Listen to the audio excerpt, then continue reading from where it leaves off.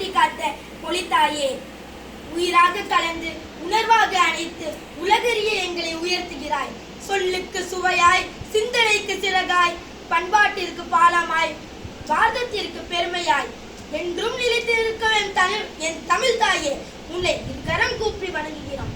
தமிழை தன் தாயாகவும் இயற்கையை தன் உயிராகவும் நேசித்து அவ்வையர் அனைவருக்கும் தலைவணங்கி பேசப் போகிறேன் தலைப்பில் இறங்கி.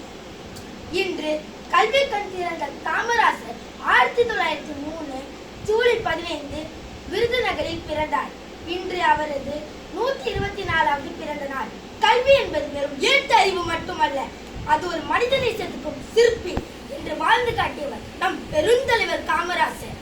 7ஆம் வகுப்பு படிக்கும் நான் இன்று அந்த மாமனிதரை பற்றி பேசுவதில் நான் பெருமிதம் கொள்கிறேன்.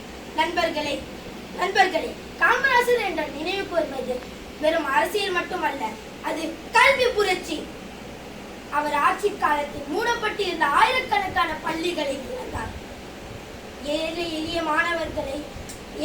மாணவர்கள் பசியோடு கல்வி கற்க கூடாது என்று அவர் கொண்டு வந்த மதிய உணவு திட்டம் இன்று உலகமே வியக்கும் ஒரு புரட்சிகரமான திட்டமாக மாறி இருக்கிறது.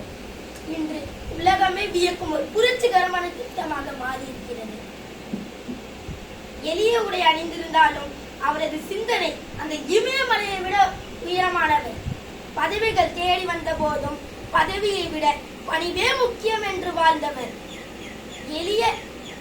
எளிமையின் அடையாளமாக திகழும் காமராசர் தன் வாழ்நாளை ஒட்டுமொத்த தமிழகத்தின் கல்வி உயர்வுக்காகவே அர்ப்பணித்தார்.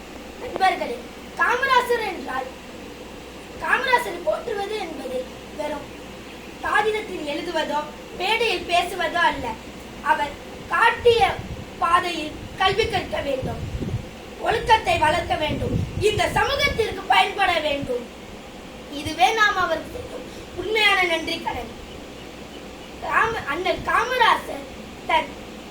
அண்ணல் காமராசரின் புகழை நெஞ்சில் நிறுத்தி அவர் காட்டிய பாதையில் நாமும் உயர்வோம் என்று கூறி விடைபெறுகிறேன். நன்றி, வணக்கம்.